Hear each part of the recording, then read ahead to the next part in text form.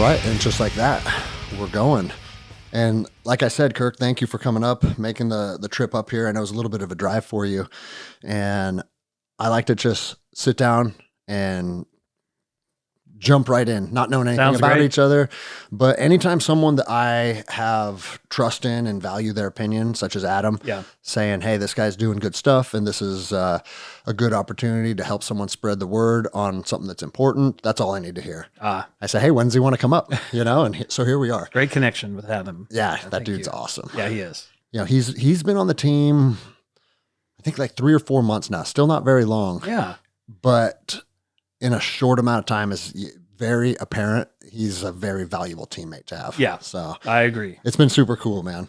But yeah, how I like to hit it is, and the reason I don't like to know too much is because I think learning about you, learning about your mission in real time translates to listeners learning about you and your mission in a more authentic manner. Right? I love that. So I always like to just start who you are, where you came from, what you're about, and just have a conversation. I love that. And by the way, it's been a real pleasure to get to know more about you. I had a chance to research and get to know more about you and your background. So I appreciate your service to the country and to the community, and what you're doing here, I think, is fantastic. Yeah, it's weird how there's phases of life, right? And it's like service in a military capacity, service in a police capacity.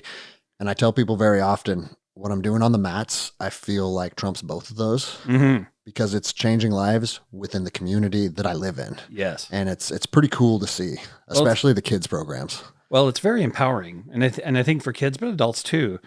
But a lot in life is a lot of things are trying to kick your butt. Oh yeah. Isn't everything, right? And that kind of has that effect of trying to make you feel small. And what you're doing is you're teaching people their power. You're teaching them to be brave in a frightening or life-threatening situation, and you're helping people be bigger. Thank you for saying that, because that is the mission. I've been trying for years now, and momentum continues to build, and I see that we're changing more lives. And I say very often, like 14 deployments to combat holds nothing to watching a 8-year-old girl's eyes light up when you see her start to develop that self-confidence inside of her.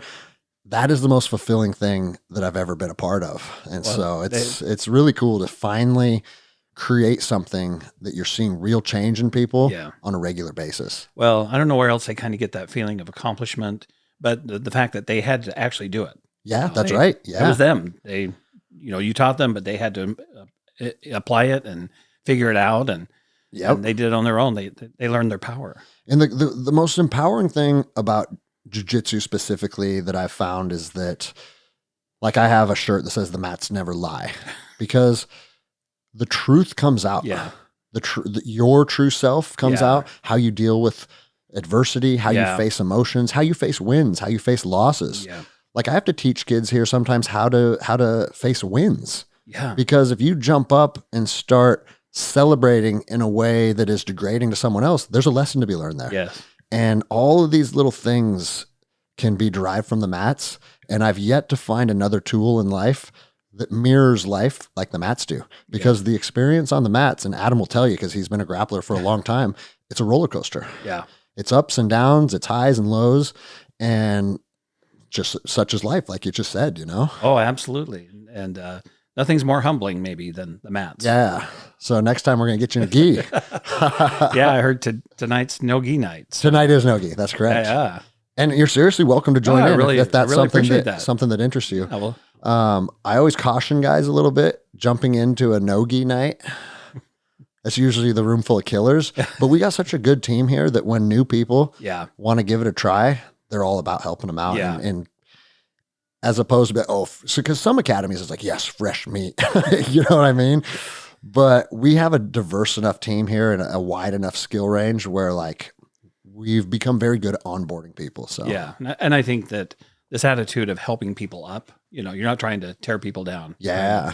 Build people up, and that translates on the mat as well. And that's something that for me personally, I'm very transparent about this, because when I first opened this place, I came from a team in Los Angeles that was focused on building world champions. Like, my coach won the world championship 7 times. Wow. And so it's like, you can't win the world championship at this and have a room that is anything else other than just a murderer's row, right? Every practice is to the death. Yeah. And that used to be our slang, like to the death, you know? Yeah. And while that's fun and it's cool, it doesn't build your community. What it does is it appeals to the toughest members of your community. Right. And those aren't the people that we need to really be trying to help up and empower. The toughest members of your community are already tough human beings. Yes. you know? They kind of have it, right? And so it's cool to see kind of a shift where the gym still appeals to those tough young guys that want to be competitors, but we have several grandmas now. Oh wow! I never thought we'd have grandmas on the team, and we have I think 3 now. Wow! And it's like that really said something though about the humanity of what you're doing. Yes. And I've actually read martial artists who were very tough in the beginning, but later they said this is a little bit more about humanity than winning every fight. I think so, and it's also just kind of the natural progression of life. Yeah. When I was 25, all I wanted to do was fight people to the death. Yes. So jiu-jitsu was like I said, it was a mirror of my life. When I go to jiu-jitsu, I want to fight people to the death. And now at 43, my mission's different. And now I feel a little different on the mats too. So yeah, that's so interesting. It is. We could talk about jiu-jitsu for the next 2 hours. And you know, what's interesting about that is that listeners love. Every time I talk about jiu-jitsu, they're like, please, more jiu-jitsu content. Yeah. And, you know, we always joke that it's like, you know how someone's vegan because 30 seconds after you met them, they tell you about it. That's kind of like jiu-jitsu too. Like people joke that it's almost a cult, but you know, when you find something in your life that really brings you joy and health, of course you're going to be all in. Yeah. Well, obsessed. I don't know if that's too strong of a word, but I think it's good to be obsessed with stuff. You know, it is. Do you know have you ever heard of a guy named Pat McNamara? That name rings a bell. He's a Delta Force operator. Okay. And that's his slogan, everything in excess. You know, because he goes, everybody always says, do things in moderation. He goes, not in my life. My life's everything in excess. And he goes, and it's not just the cool guy stuff. He's like, I love watching birds. And guess what? I'm the best bird watcher there is. And I'm logging the most hours in the woods. And it's just, you know, it's like, this is our life. This is our chance to live it. And we got this much time. Yeah. So what can you cram in there? Yeah, exactly. You know? Yeah, really appreciating life to the fullest. Yeah. All right. Well, now let's, as you can tell, I like to talk. If I start to steer the conversation to jiu-jitsu, you can be like, hey, Greg, today's episode is about me, right? Well, but I will say that, yeah, we're going to talk about service members, you know, but I think it's very applicable. I think the lessons, right, the principles of martial arts and jiu-jitsu will apply to what we're about to talk about as well. For sure. You know, my name is Kirk Davis. I'm the executive director for a program. We're an association actually of manufacturers.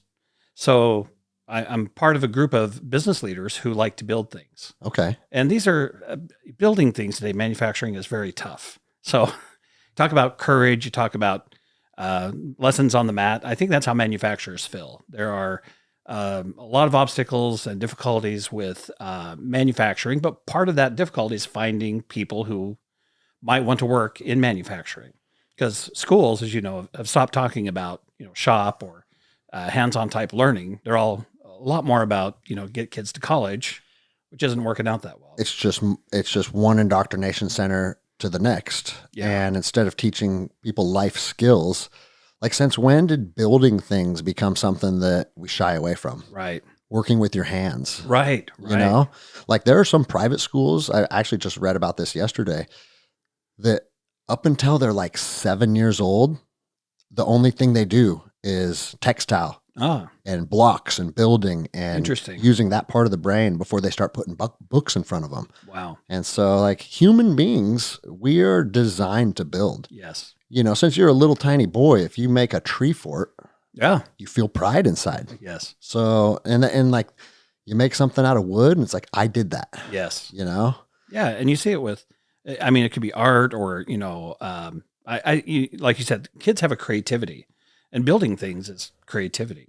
When you say the manufacturing industry is dealing with a lot of problems outside of not seeing like the same amount of or I should say youth Yeah. interested in it? What are some of the other biggest problems that you guys face? Well, what's very interesting is there's worldwide competition for manufacturers. So I think one of the things you might like about jujitsu is you're always in competition, right? And manufacturers feel that way too, but their competition could be in Mexico or China or some other place, and they're trying to be the best solution for the market, and they're trying to get business from the market. And they've got to make a quality product. Elon Musk just recently said, not a big deal to make a prototype. You can prototype something up, but what if you're going to manufacture it on a regular basis, have the highest quality standards, and do it on a regular, consistent basis, get it delivered on time?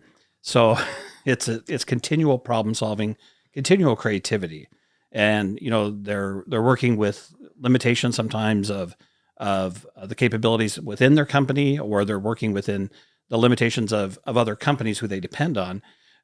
So it's a very challenging line of business just by the very nature of it. Yeah. And then those other countries you're competing against can basically have slave labor wages. Yes. Do you work with any companies sourced overseas as well, or? No, we focus on Washington State. So Okay. our program is really serving we call it advanced manufacturing companies in Washington State. And we're trying to give them an advantage, essentially. Good. And part of our conversation today is how military members could really get involved in manufacturing and help give manufacturing an advantage. Okay. Is your network expand outside of the outside of Washington, or is it just Washington? here? Just Washington State. So they have to have a headquarters or office here in Washington State. Got it. I'm curious, do you have resources, or are there other people that are doing similar things throughout the country? Sure. I think there's a lot of different manufacturing associations, and there's some national ones. We're an independent association, Okay. meaning we kind of started from the ground up. We're not sponsored by any money. We're not sponsored by grants. We're not sponsored by the government. So it was just a group of manufacturers who said, hey, we need something where as a community, we can help each other. Okay. And got our start about 15 years ago. Cool. And I asked because obviously our listener base is a nationwide show. Right. And so you'll probably have someone in Texas being like, that sounds cool, but guess what, guys? That's what Google's for. You learn that these opportunities exist and things like this are out there. Yes. Then you got to hit the ground and do some research. Well, I think what we're going to talk about would apply to everybody everywhere. Okay. Because even though we're doing something very special here that might give people in Washington State an advantage, the ideas, again, the principles will apply generally to everybody. And I have that in mind as we talk today, that I'm trying to help a worldwide audience who listen to this. Okay. Yeah. So just a little bit about our background is we started about maybe 8 or 9 years ago, working with JBLM and the Navy base in Bremerton. Okay. They started a program of helping military members when they're exiting out of a military career or military enlistment, to help them find employment. And so they have what we call a TAP center at the Hawk Center at JBLM, and they invest about a year's worth of time and classes to help military members decide, look at options and make decisions about their future careers. They have classes and they have counseling. They have all kinds of support for people getting out, which I don't know if they had that when you got out. I was just going to say, I got home from Afghanistan on August 5th, and I was out of the military on August 15th. Wow. And that was it. Yeah. You go to CIF, you turn your kid in, and you do your medical out processing, a couple other out processing, and clear post, and you're done. Yeah, and I had the same experience. I was in the Army. I was in the 25th Infantry Division in Hawaii. Oh, nice. Yeah, that's right. Yeah, Schofield Barracks. And same thing, timed out process. And see ya. Yeah, and there was me in the street. But in the military's defense that was actually fairly, I feel like, acceptable pre-war on terror. Yeah. Once our veterans started really getting put through the meat grinder and dealing with a lot of things physically and emotionally and having trauma and PTS. Sure. Now transitioning back to civilian life is kind of a different story. Yeah. And that was a learning curve that nobody really foresaw, Right. I remember when we invaded Afghanistan, I was slotted to jump in, and then I got pulled. My platoon or my company got pulled, and we were like, no, we missed the big show. We missed it, thinking that it'd be similar to Panama or Grenada or even Mogadishu, where it was a very isolated mission and you're in and you're out. Yeah. And then 20 years later, they're fine. Well, we don't need to get into how they withdrew. Well, yeah. Everybody knows that one. Yeah. But still, it's like the military was evolving rapidly. Yeah. And leadership was struggling to keep up. And I hammer leadership when they're inept, but also we got to be realistic. I don't care if you're a general. Nobody foresaw what was going to happen, No, and that's, dealing with the unknown is a reality. And I think that's kind of a fun thing about jiu-jitsu, kind of no matter how good you are, you're probably facing something unknown on the mat. Every day. Last night, I told you I just came from Houston and I was rolling with a bunch of their black belts down there, and they're people I've never put my hands on. And it's a different experience. Yeah. Because now it's an unknown. Yeah. And it tasks your body a little differently. Oh, you bet. Well, I think, again, creativity, problem solving, but understanding that, all of your training up to this point has prepared you for what you got to do at that time, right? So, the military has been great to support people getting out of the military and giving them classes and options and opportunities. And our experience has been, we've been introducing those members of the military getting out to an idea of a career in manufacturing. Now, everybody comes into our class and they go, I never even thought of it. Manufacturing isn't top of mind for really anybody, but most of the guys in one way or another, guys and gals, and by the way, we work with military members, but we work with their spouses, we work with their dependents. So, we want to help the whole community. Right. And they just, most of their jobs are hands-on in the military. So they're like, oh, they said, never thought of it, but that kind of appeals, because what I did in the military is very hands-on. Yeah. Okay. And today manufacturing is becoming very high tech. So the toys, if you will, the equipment in these manufacturing shops are clean. They're safe. They focus on safety. They're clean. And you're usually working with some really high tech tools, which is one of the things manufacturers like about the military, because a lot of times in the military, they're working with high tech tools. I see. And so they look at it as a transferable skill. I mean, they might have been working on missile systems or helicopters or something that's different, but a lot of those skills and a lot of the mindset of working with advanced, equipment, it makes sense to them when they come into the manufacturing space. Mm-hmm. So there's we call it a transferable skill. And many of the programs at JBLM, I love them. I think they're great, but they kind of require some training. So you've been training in the military all this time, and now you got to go train to do something in the civilian world. But manufacturers say, come as you are. There's no additional training needed. And the training happens on the job. Okay. So maybe I need to back up for a second. You're saying the program that you are, what's the name of it again? We call it military to manufacturing, or M2M. So military to manufacturing can place you almost immediately after ETSing. Yes. But do you still want that period of time of preparation preferably, or is it just kind of however it works for the veteran? However it works for them. Okay. And I guess I should say, ideally, if somebody knows, hey, I'm getting out in August, when should they be calling you? Well, it's interesting if they're on the base, they're going to work with a TAP counselor, they call them, Transition Assistance Program counselor. And the TAP counselor would invite them to come to our monthly briefing we have at JBLM, right? So, but I would say to those who maybe have already gotten out, they're veterans, or they're looking for opportunities. Manufacturing has a lot of the same jobs as other people. And this is just to be an example, but there are about 6,000 manufacturers in Washington State, and there's 3,000 of them located where we are here in this larger Puget Sound area. And so I tell people one of the advantages of getting into manufacturing is there's a job for you anywhere. And if you want to move up, if you maybe for some reason don't like where you're at, there's 3,000 other businesses because of what's on your resume. Yeah, you have a lot of opportunity. You have a lot of opportunity. Okay. Yeah. I know with the naval base right here in Everett, a lot of my jiu-jitsu students are Navy guys. I'm assuming same thing for them. Yeah. drive down. Same exact thing. Drive down to Joint Base Lewis McChord, sit in on one of your meetings. Yeah, and and we'll go out every once in a while. They'll invite us out to Bremerton to work with them there. But I'll say that in this day of AI, I don't know if you've been using AI very much. No. I feel like it's going to make its own consciousness and then kill everybody. So. Yeah. Terminator is one of my favorite movies as a kid. Yeah. I will just say that one of the things we've been doing is we've been so hands-on helping the military members with their resumes, how to apply for a job.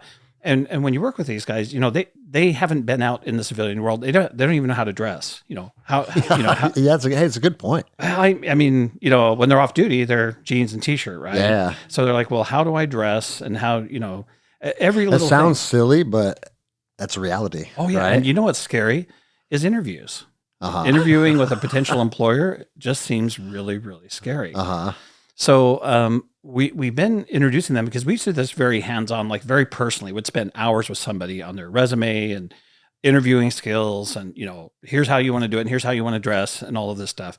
But artificial intelligence now is free; it's accessible to everybody. It's Bing.com. They just have their AI right there, and it's free and accessible. And I do work with military members who they're very familiar. They've loved it. They've been following it. They're very excited by it.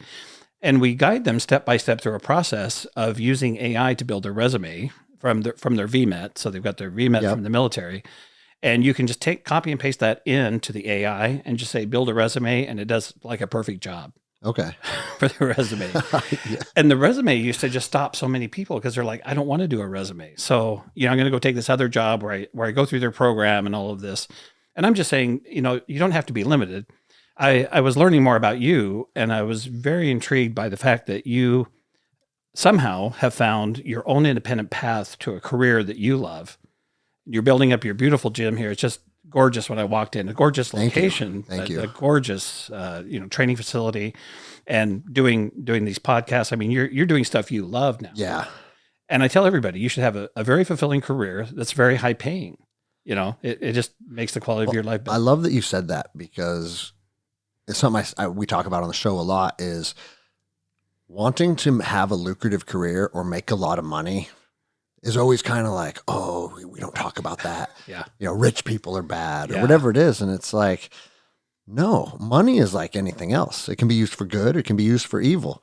And if you want to make massive amounts of money, that's admirable. Yeah. Because that's a step to freedom. It is. What you do with it after that, that's where we should judge you. You know what I'm saying? Right. Or, but also, like, I'm not obligated to do anything with it that anybody else thinks that I should either. Yeah. And so, and the reason I say that is, when my story went viral and I got fired, GoFundMe got set up for me, and my family received a lot of money in a short period of time. That's sweet. And it was very beneficial to my family because I got fired from the port, and now I had to transition. We already had built this place. This already existed. Okay. I did this as a police officer, and thank God. Yeah. But it didn't hurt in helping build this place up further and creating what you see today. And I got lots of emails of people that expressed like, what a piece of shit you are. Like, oh yeah, you act like an entrepreneur. Everything was handed to you. And it's like, ooh. Everybody's mad. And of course, no one's ever said this stuff to my face. These are only emails. Sure. Right?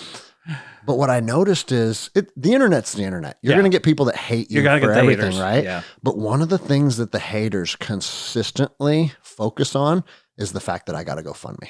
I still get emails talking about what a piece of shit I am because I got to GoFundMe. And it's fascinating because it's like, I've never, if somebody I knew or somebody I didn't know wins the lottery, right? Yeah. At least my GoFundMe was a result of an action where other people said, hey, I like who that person is. Yeah. And I'm going to kick him $5. Yeah. Right. Right.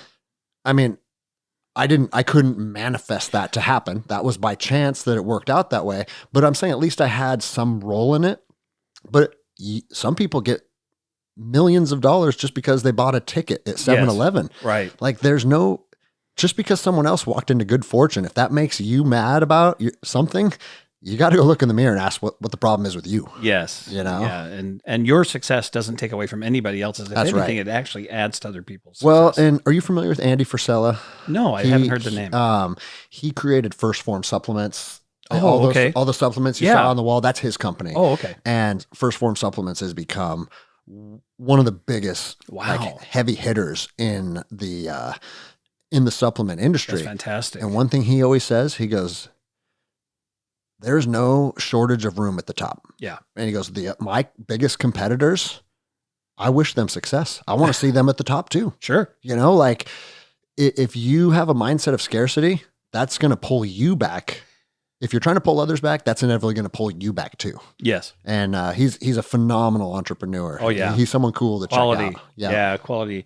But this is part of my message to military members out there, veterans, or if you're in the military thinking of getting out, is that there's a lot of room at the top. So what's happening in the world today, and it's happening in manufacturing, is the older people in their 50s, 60s, 70s, they're getting out, and there's a lot of them. So when we don't talk about a manufacturing job. We actually talk about a manufacturing career, because what you're doing as a job, that may not be fulfilling or have the level of pay that you want. But the average pay in manufacturing, right? This is average, so a lot of people make more, some people make less, but it's like $85,000 a year. Okay. It could be a really good way to support your lifestyle. Yeah. In manufacturing, and a lot of people don't know that. They don't know how much it pays, but especially here in this area, and it may not be as true in other parts of the nation.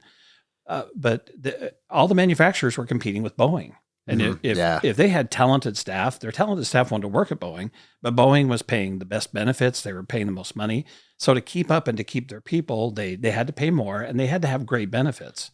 So I tell everybody, man, if getting into manufacturing is cream of the crop, because they're competing with the likes of Boeing and other companies that pay a lot of money and have great benefits. So I said, that's one of the things you're going to find in manufacturing is, and they want to keep you. So a lot of time it's like you're in a family business, even if they're a larger, medium-sized business, they treat their people like family because they don't want them to leave. I really, that's a good point that you brought up, because a lot of people, myself included at times, working for different agencies, like as soon as you feel like you're just a number, and you're just punching the clock, and it's not Greg that's coming into work. Right. It's just, hey, go do this. That starts to turn people off very, very quickly. Well, the millennials and down in the generations, they want purpose, they want mission. Mm-hmm. And what's cool about manufacturing is you're making stuff for satellites, you're making stuff for rockets, you're making stuff for airplanes, you're making stuff for medical devices to save people's lives. And so it's really easy to tie what you do every day to something that's making the world a better place. Yeah. Well, I mean, think about it. Literally everything we're doing right now with mics and recording board and cameras and tables and chairs, like it all came from that. It all has to be manufactured, right? Except this table. My buddy made this table. I tell you what, this table is beautiful. His wife actually poured the resin, not my buddy. So. Well, there's some craftsmanship right for here. sure. Yeah, it's very cool, huh? Very, very cool. I would say right now is probably a good time to be competing with Boeing, right? Yes.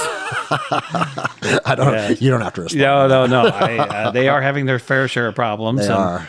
And I think it's a little bit like jiu-jitsu, right? And it's the idea that you want to make good decisions for your life. You want to make good decisions for the future. Now, Boeing is an example of, somebody, they're struggling right now and suffering because they made some bad decisions. Yeah.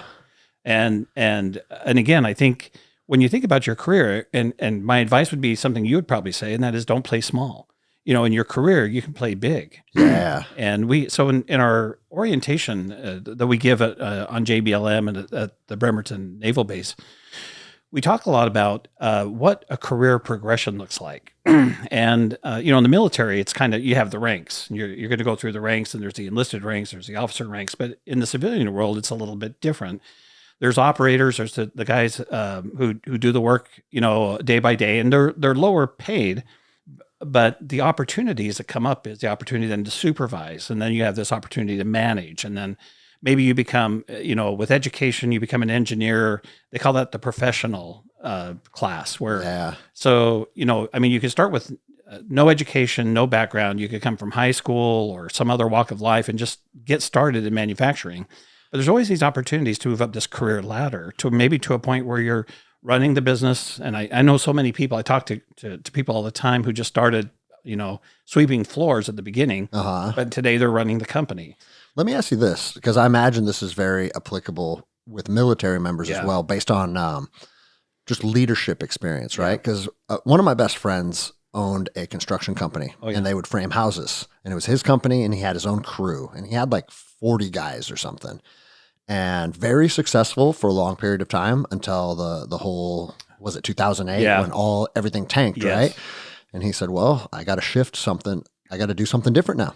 And he went to Boeing, and he got hired as just like a riveter, right? Whatever, like, hey, basic entry, like the same thing they'd give an 18-year-old kid. Yeah. And almost instantly they saw, oh, this guy used to run big crews of people. And I don't remember exactly what the time period was, but it was very short. He's way up the food chain now, making hundreds of thousands of dollars because of sound leadership principles. Yeah. And that's one of the things that a lot of military members pride themselves on. They have it. It's teamwork, it's leadership, it's, Well, that's what's great about the military is the education you get in terms of, and I know this is too basic, but showing up every day. That sounds pretty basic, but in today's world. Yeah. And I mean, I don't know if it's as bad as people, you would have a better insight on this than I do, but it sounds like the workforce of the up and comers from 18 to 25 aren't towing the line like the previous generations did. No, they're really not. I mean, I hear every day as I talk to manufacturers, they're telling me about people who didn't show up to the interview. They set an appointment, they didn't show up. They came to the interview. They didn't come to their first day at work, or they came to their first day at work. They went to the orientation and go, wow, this looks like work. And so they just walk away. I heard something recently. I forget what company it was, but someone told me that they had an interview and they showed up with their mom. Oh, and I was like, wait, are you kidding me? That's terrible. And it's like, dude, I don't care who you are or what job you're trying to get. Having mom walk, like that's the biggest red flag you could ever put out there. And for people to think that that's acceptable, I know, is shocking. Very shocking. And you think about what you teach here, because you're working with young kids and high school kids, and I'm sure you're working with all age groups. Yep. Yeah, we start at 6. Yeah, and I think there's this opportunity to teach, responsibility, but accountability, leadership, and the way it shows up on the mat, again, how they interact with other people. These are life lessons that I don't think they're getting, in public school at least. Yeah. Yeah. It's sad. It is. And leadership is one of the most rewarding aspects of just life overall. It is. Like it was very apparent when I was a young Ranger. It's like, hey, when you're a private, eyes are open, mouth shut. Yeah. And you're going to do what you're told. And that sounds mean. That sounds scary, but you can't become a proficient leader until you learn about leadership from both good and bad leaders. Yes. And during that time, when you're coming through the ranks, trust me, eyes open, mouth shut is the best approach. Unless somebody's doing something that's illegal, immoral, or unethical, right? Then you're duty bound to speak up, right? Sure. But you can't be like, you know what, Sergeant? I don't think that that's a very good way of doing that. And it's like, oh, really? Yeah. And it sounds like that's kind of the next generation. Yeah. Where like they want to have input on everything when you haven't earned it yet. Now, I'm not saying that to like stifle good ideas. Like if someone is an 18-year-old who's new, but they're sharp and they see something and they're like, hey, what about this? But it's all in how That's probably different. It's all in how you present it, right? Right. And you could be part of the team, and you could be part of the creativity and the overall improvement. You could be part of that. But to, I don't know, speak down to or speak against, like there's a reason why we're doing it the way we're doing it in the Rangers. Yeah. Because it works. Yep. If you don't like it, Man, I would love to do a full episode on people doing interviews and just the craziest shit that you've heard from bad interviews. Oh, yeah. In interviewing in itself, I think a lot of people overthink it. There's this real need to be authentic. There's this real need, because either you have the skills or you don't. You're not going to fake somebody, and you might fake somebody out in the interview. And that's one of the downsides, is you could lie your way through an interview, but then when you get out, in your job, It's like the mats don't lie. The manufacturing facility doesn't lie either. Right, Like people are going to find out who you really are. Yeah. You know what I thought was fascinating is I worked for the U.S. Marshals for a while. And when I went to their interview, like I had to apply. It was everything federally is a long process. So between the date that I got selected for my interview and the date that the actual interview happened, I started getting emails. And they said, hey, we're offering test interviews and mock interviews on these dates at these locations. Yeah. And I was like, I couldn't have a pretend conversation with someone. Like that sounds, and don't get me wrong, like some people need that. And that sounds like a tool that works for some people, but I was shocked by that. Yeah. Because it's like, if you can't sit down, like this is how I approach an interview. Yeah. I sit down and I talk to you. Yes. And if you're uncomfortable doing that, that tells more about you than really anything else they need to know. Like I should be able to just sit down and get to know you as a person. And that's what I always looked at interviews as. Instead of putting a bunch of pressure on me about, oh, well, what if they ask this or what if they ask that? It's like, we're going to sit down and we're going to have a conversation. And when I walk out that door, they're either going to like me or they're not going to like me. And I can only control that. I can only be me. Yeah. You know, my 15-year-old daughter just had her interview with her first job. Oh, good for her. With she's going to be a camp counselor this summer. Oh, yeah. At a camp right down the street here. And first interview. And she was nervous. Sure. You know? And I told her, I said, Sai, literally, you're going to go have a conversation with another human being. That's what you're going to do. Yep. You put pressure on yourself for no reason because you already said it. Be authentic. Yeah. They're going to like you or they're not going to like you. Yeah. And I think preparing for an interview is a really smart thing to do if you can. And, you know, I'll say that I started my career out in banking, and there came a point as I would talk to banks for my interviews where I knew what I was doing and I knew how it needed to be done. So those interviews I had to do less preparation on because I could be authentically me and I didn't have to do any pretense. A lot of times they wouldn't interview you if you didn't have a reputation of success, and you know they knew who you were because somebody else had recommended you. And by the way, that's something I kind of wanted to bring up to help everybody here in their own career progression. And that is, what goes onto your resume is kind of what you know, and it's good. It's like, you know, I worked for the U.S. Army, I worked for the U.S. Marshals, I worked for the Port of Seattle, or you know, whatever is on your resume is what you know and who you worked for. But the thing that gets you the job is always who you know.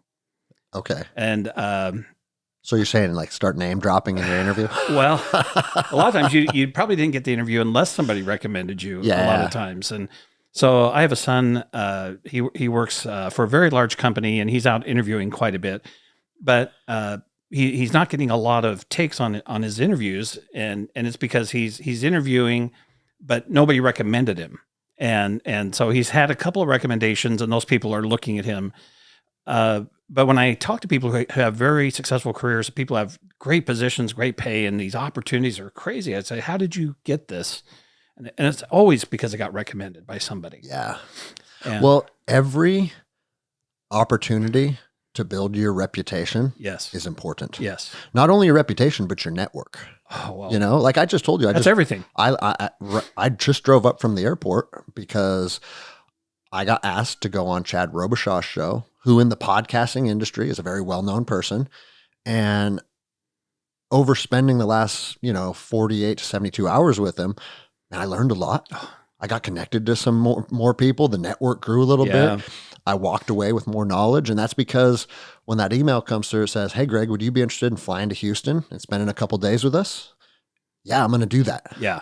And you never hurt yourself by putting yourself out there. Right. You know? Right. In fact, I tell people, you've got to think in terms of who do I know? Who do I need to know? And like you said, it grows and it builds. And so I recommend to the military members that they get on LinkedIn. That can really help your career, because today with social media, including LinkedIn, the people that you work with, the people that you know, in 10, 15 years from now, they're going to have great jobs. They're going to have boats. They're going to have cabins. They're going to be very well connected and very successful, like the people who know you, right? Mm-hmm. And then so you're saying build that network now early, and then nurture them over time, and then you're going to have a pretty robust network. Well, it's like you said, you were talking about reputation, and I translate that as trust. Yes, 100%. Yeah. That's a perfect way of articulating that. Well, and I think you want to be a person that other people can trust, that other people like, and they know that if they ask you for something, you're going to deliver or tell them, you're going to give it to them straight, right? Yeah. But they can trust you. They can trust your opinion. They could trust your work, whatever that is. And with that trust, you're, like you said, you're nurturing those relationships. And again, those relationships, we all need resources to move forward. We need each other's help. We need, it could be a recommendation, but very interesting. I mean, how did you get this interview in was it Houston, or that you flew to? Yeah, no, it was. We run in a similar circle of people, and through I don't know if you're familiar with Andy Stumpf with Cleared Hot, or Mike Glover with his Fieldcraft Survival. I've heard of some of these names, yeah. But these guys that I've become friends with are also friends with Chad. And just like you said, through trust, hey, no, he's a good guy. Yeah. I like this guy.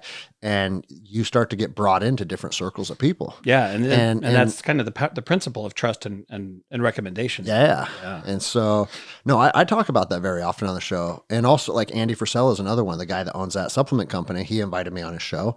And that opened up different opportunities because I've taken the time to put myself out there and then interact with those people in a way where they see me as an asset. Yeah. Absolutely. And it's like, having Greg in my life, I'm right now, he doesn't pay me to rep his brand, but we're filming a show and I'm drinking his product. Right. Yeah. Like, we help each other out, and it's cool to watch that happen over time. And you know what else I've noticed about it is it's like anything, and I'm not a numbers or a math guy, so I don't know how to articulate this perfectly, but there's some type of curve where it's like, the build is slow and it's slow and it's slow. And I saw this on my mats too. I mean, we've been open 9 years now. Oh, wow. Okay. And this place didn't go into the green until 2020. Oh, yes. You know what I'm saying? It was a long, slow process, but then there's some mark that you hit and it goes exponential. They call that a tipping point. Okay. It's through reputation, through trust. People came here and they had good things to say and they told other people, and and that's going and growing today. And I think this podcasting you're doing is so smart for those reasons too. You're amplifying the success of everything.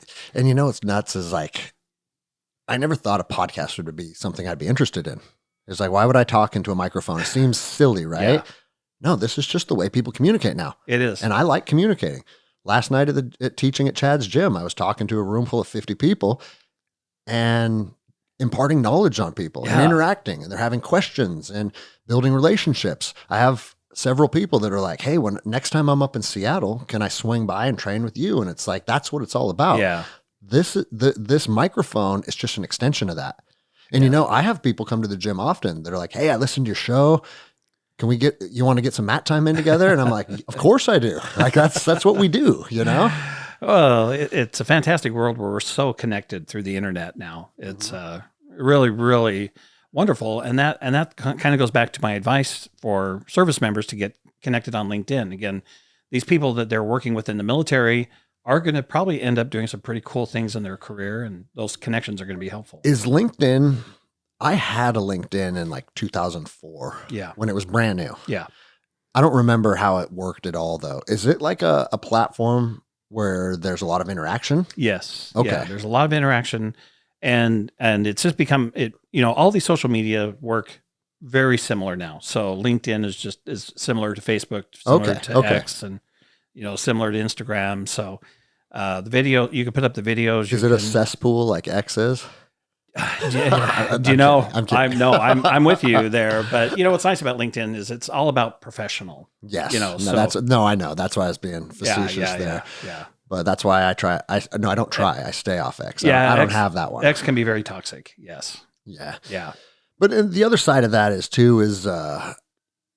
you kind of get what you're looking for in this world, though. That's right. If the algorithms that you build are things that piss you off all the time, and that's what you're always clicking on, and that's what you're always engaging with, guess what you're going to get more of. Sure. And, I've started to become very cognizant of that. And anytime I see something that I don't like on my Instagram feed, I delete that person. Yes. I delete that person because what I want my Instagram feed to be about. This may sound ridiculous, right? But it's things that interest me. There you go. Not people arguing over Donald Trump versus Joe Biden. And don't get me wrong, I talk about my political beliefs on the show often. I have my stances, I have my beliefs. But I also want to choose when I give energy to those things. Yes. And I don't want to be inundated with those things all the time. No. When I look at Instagram, what I like to learn about is mobility, jujitsu, and I actually follow a lot of reptile pages. People might not know that. I was a little reptile nerd when I was a kid. I had a savanna monitor and a green iguana. And there's something that is interesting about that to me, right? But regardless, like, man, it's very easy to get sucked into all the BS. And I say that because I there's been plenty of times, it's like, before you know it, you've been triggered by some bullshit for 30 minutes. And that's just, you're 30 minutes closer to your heart attack now. You know? Well, I like what you said though, is that you're following things that make you happy, productive, bring you joy. That's what social media should all be about, right? Yes. And I have the same philosophy of deleting everything off that doesn't make me happy. Yeah. But I learned a long time ago with social media that some of the smartest people in the world are on social media. College professors, authors of books, thinkers, philosophers, and I said, "Oh, this is a way to learn like I could never learn before." Yes. And so for me, every day on social media for me is a learning seminar. And I'm very, like with your goals, you follow people, and if they're not adding value, if they're not making me smarter. Yeah. No, and I like that you said that, because everybody is on social media and everybody is accessible. Yeah. And you might not think that they are, but look at this. I mean, and if you would have told me that this was happening a couple years ago, I'd be like, you're out of your mind. But I mean, look at Joe Rogan. Wow. Shared a thing about me today. Wow, that's shared fantastic. My story today. Oh my heck. And it's like, that's amazing. Congratulations. He started following me a while back, and now he shares my stuff sometimes. And it's like, now my thing that I was talking about was an episode of his show. Yeah. So it's self-serving to him, right? But still, what I'm saying is, every single person that you potentially may want to have a connection to, it's possible now. Yes. And that's amazing. I've been listening to him. Well, sure, we all have. Since like I was a kid. We're all listening. Yes. Watching him and I was watching him on Fear Factor since I was a kid. And then he gave me a follow on Instagram. And it's like, and it's funny too, because after he did that, everybody's like, dude has to be on his show. I said, I'll never do that. Ever. No. You know what I mean? Like, that would be the worst thing I could do. Well, it's very interesting to me, but I've been a student of the principles of power and the principles of strategy. Just like because I always wondered growing up, how do people get ahead? I couldn't figure it out. But what you just, one of the principles that I go by is don't beg for things. I want to hear about, I would love to talk for the next hour about your principles of power, because I know a lot of people believe, and I'm starting to become one of them, is like the power of manifestation. Oh yeah. The power of visualization. Sure. Doing those things in like a meditative state, putting out frequencies that can actually change the trajectory of future, all that stuff. I'm curious to hear some of your principles of power. Yeah. I mean, it's probably relatively simple, right? But there is kind of a power over people that maybe looks dictatorial. And then there's kind of a power of freedom. There's kind of a power of how do I make myself independent or prepared for difficult times, so that I have, I maintain my freedom. So I'm not into the dictatorial power, or how do you get power over people. Oh yeah. Things, no, right? no. But I'm very much into personal power. Yeah. And how do I survive difficult situations or navigate, frankly, it just seems like I was mentioning earlier, life wants to kick your butt all the time. Yeah. And so I think the principles of jujitsu are principles of power, just as an example. Superior position, inferior position. Yeah. And then how do you work from an inferior position to a superior position? How do you control a situation? Now, I did study martial arts for many early years of my life, and one of the first lessons I learned in weapons training was to get out of the line of fire. Mm-hmm. And At first, I thought that this had to do with wooden sticks and wooden swords, get out of the line of fire. But as I started to watch my life, I started to see that I had to be in a position where I was out of the line of fire for problems, for fights, for contention, but I could get out of the line of fire. And from that point, you can counterattack, but you're not into a situation where you get clobbered and then try to figure it out. Isn't it fascinating that fighting is applicable to almost everything. Other realm of fighting? Because like you said, life is a fight. Yeah. And no one's done better at articulating that than Jocko. Oh yeah. Taking very, very simple principles, like you just said, like cutting angles to avoid being attacked. Right.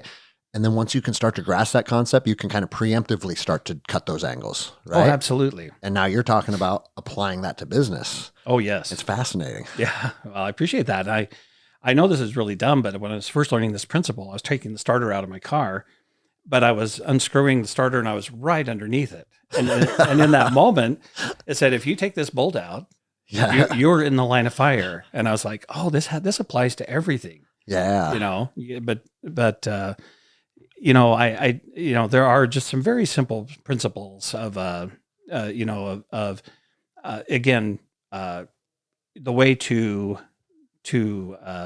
not have an enemy is to make friends. Mm-hmm. To me, that's a very powerful principle that, especially in business, we're not fighting to the death, right? In business, but we're fighting to win with the customer against the competition. Yeah. So how do I make my product, my service more appealing to the customer?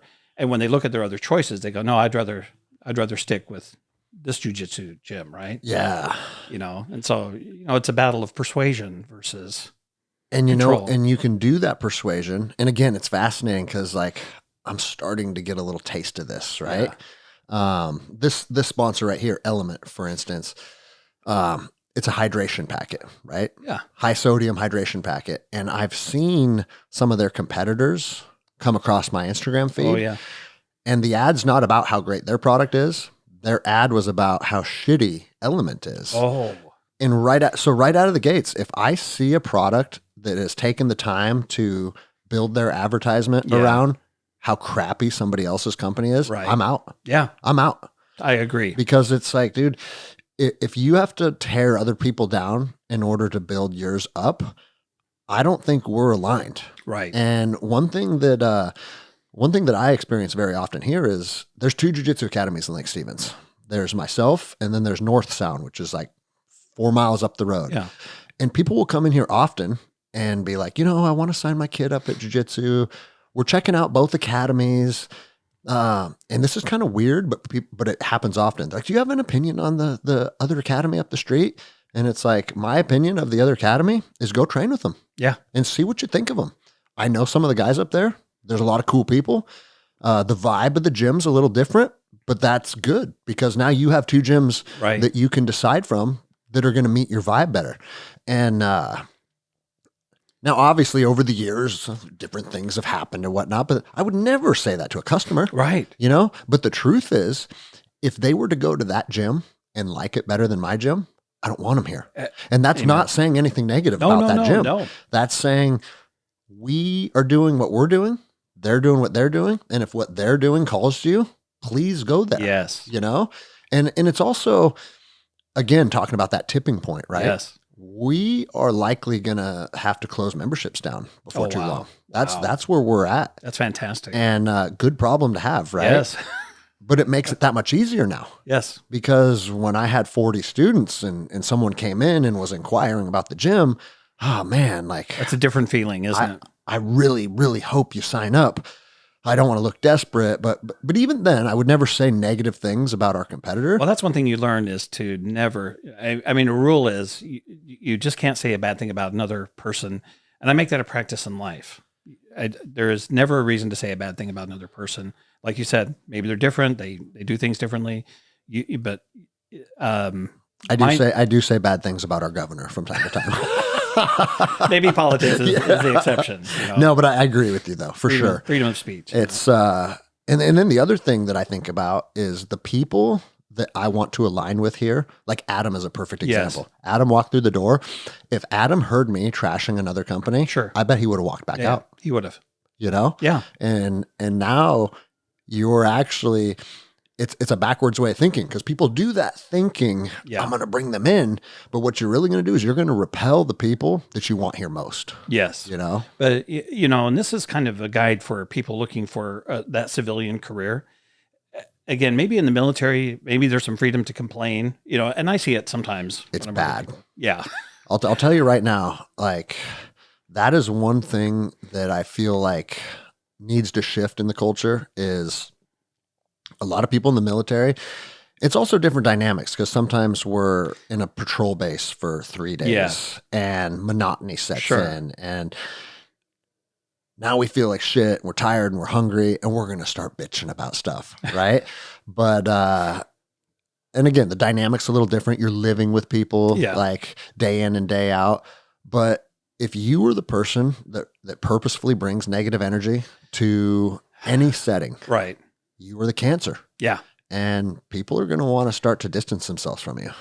You know, and those are self-inflicted wounds. Yes. You know, that's one thing you learn in jiu-jitsu, right? Is kind of avoid the self-inflicted wounds. And I'll tell you, as a police officer, that is, and I mean, literally right now, you hear the guys out there. Yes. This is police hour. Yeah. All those guys are cops. I was so impressed with I have nothing but great things to say about the profession, but I'm also honest about the profession. And man, there are a lot of negative cops that bitch nonstop about the profession. Yet that's still their profession. Yeah.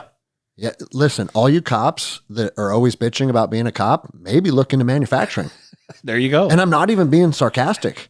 Yeah. Like, sometimes if you aren't suited to interact with people the way that police officers need to interact with people, or you've burned out on that, you know what, man, go and working with your hands and doing completely changing the trajectory of your life would be more beneficial than you think. Well, what I tell people, again, you know, I mentioned it, but you know, you should find a job or a career that's very fulfilling.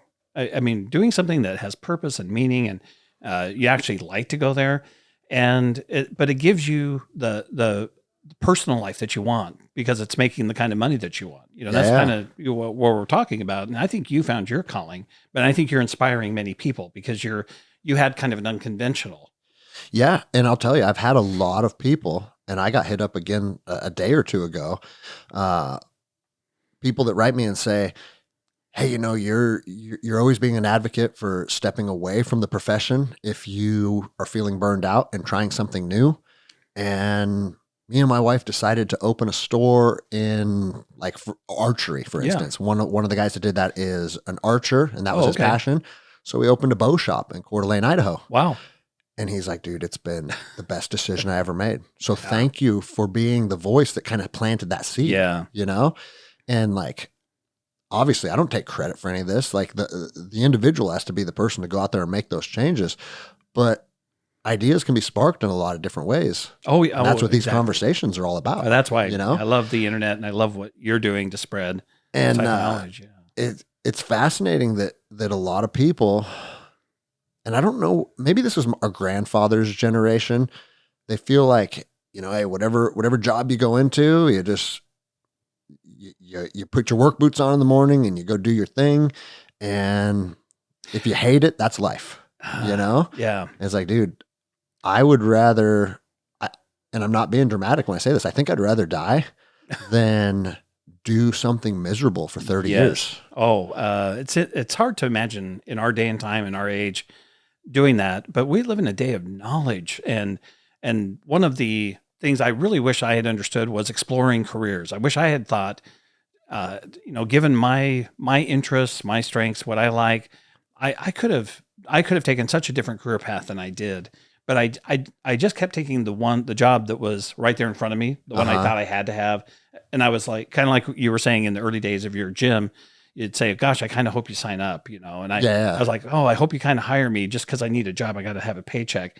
But I wasn't thinking in terms of the type of work that would make me happy, but getting to know the kind of people in that field and people who are doing cool things. And today, with technology the way it is, and this whole explosion of artificial intelligence and the technology that's driving manufacturing, but the technology that's driving our world right now is people can learn, explore, they can get connected to other thinkers on LinkedIn, just as an example, because it's professional. You're not going to get all the junk you get on other social media, but you can actually, I've had people just reach out and private message me and just ask for help or advice or connection. And where else do you get that? I mean, that didn't exist, for us early days. I know, right? When would you say was your tipping point as a young man when you felt like you just said, hey, I feel like I don't know if I'm taking the right decision or making the right decision. I'm just kind of taking what's in front of me, to where you did shift to where you're like, I'm steering the ship now and I feel good about where it's going? Well, that took me a long time because I didn't really apply myself as a young person. I didn't have a great work ethic, and I C's and D's in school. I was more interested in life and less interested in, I didn't know what good grades did for you. So I went from minimum wage job to minimum wage job, but eventually I got the idea, man, I better have an education. That took me to the military. Okay. And that was my GI Bill. So that was one of the driving forces to serve, is to have those benefits. Yeah. That's good. I tell people that all the time. Yeah, it was an opportunity, but boy, the life lessons you learn in the military, it's hard, but it's fantastic. I mean, I didn't like, cleaning toilets and mopping the floors. Yes, but what you're saying is something that I talk about often, because one thing that you see or that you hear about very often is today's youth, they graduate with their 4-year degree and they want to walk in like they own the place. Yes.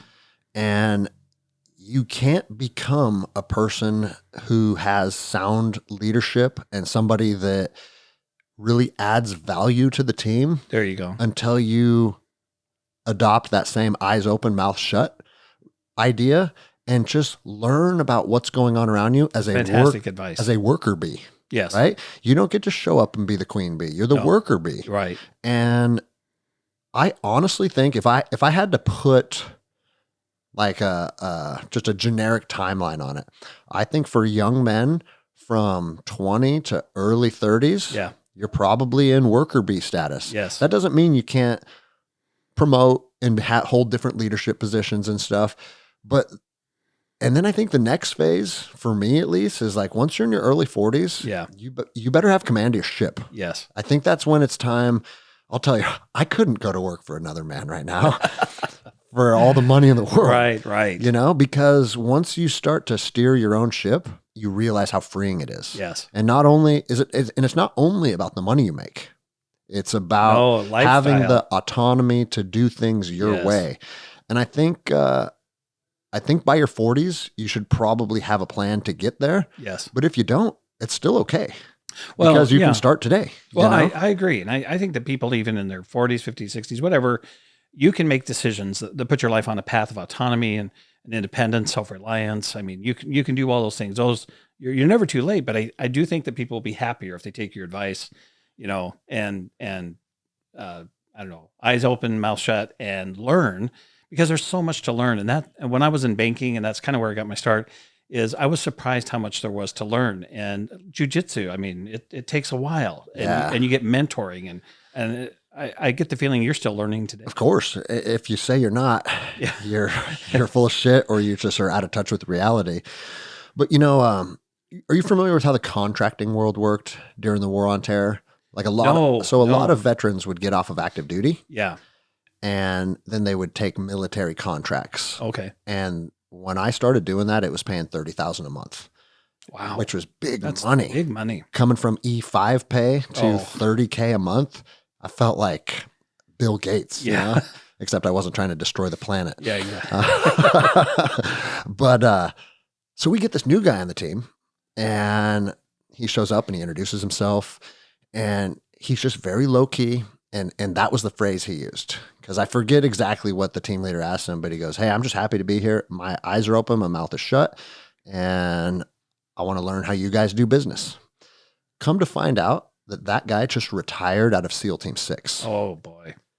So he had more credentials than almost everybody on the team, but because he was the new guy, he didn't care. He didn't show up. Say, I was on SEAL Team 6 for the last 16 years. Blah, blah, blah, blah. Like, nope. Hey guys, I'm the new guy on the team. My eyes are open. My mouth is shut. And I want to learn how you guys do things around here. And then I found out, and guess what? He worked his way up the chain of command and became leadership very quickly, but that's why, right? Yes. And that's why I tell people getting out of the military is you're going to be surprised in the civilian world how quickly you can move up and how quickly the promotions come, only because you're showing up, you're trainable, you're teachable. You've learned in the military to get along with everybody. Yep. And all of those things come and give you a huge advantage. And just to help them understand from an employer's point of view, right now, employers, if they're trying to hire somebody out of high school, and you probably get to work with people from all walks of life, but I tell people, do you remember what it's like working with brand new people out of high school? It's tough. That's not easy, and you have to teach them every little thing. Man, I feel like, and it's just because I'm getting older now, but I feel like 22-year-olds are kids now. Yeah. Like an 18-year-old. It literally feels like a child. Yeah. You know? Yeah. But hey, that's when a lot of people are entering the workforce. Yes. Yeah. So I guess it's a lot of employers are dealing with 18-year-olds. Oh, they really are. And then you take that compared to somebody coming out of the military, and they have dealt with discipline and responsibility, showing up, PT, whether they liked it or not, and learning. They're always in a training cycle, in the military. So these are really transferable skills that are preferred. And the nicest thing I think for military members is most manufacturers already have several veterans on staff. So these guys, when you first come in and you're not sure and you're the new guy coming in, these other veterans will come in and say, yeah, we remember when we came out of the military, what it was like, because you're in this very structured environment. Now the civilian world's not so structured. And they help you through that adjustment period. Yeah. So no, it's absolutely fascinating to me that the transition out of the military, when even law enforcement, when I became a marshal, people were late to work all the time. Wow. And you guys are deputy U.S. marshals. Like, this is supposed to be one of the most prestigious jobs in federal law enforcement. And you guys are late all the time. And I would tell people, I said, when I was in the Ranger Regiment, and again, this isn't saying it to like try and sound dramatic. This is just how it was. There was no such thing as being late. No. I've never heard of somebody being late to formation. No. It's like, you don't do it. You don't do it. And so I come from a background where like being late wasn't even something that happened. I never saw it. I never heard of it. Hey, did you hear so-and-so didn't make formation? No, I didn't. I've never heard that story. Not one time. Yeah. And not, oh, my girlfriend this, my car broke down, I woke up with a headache, like all this stuff that you hear. I never heard it once in the Ranger Regiment. So what's that tell you?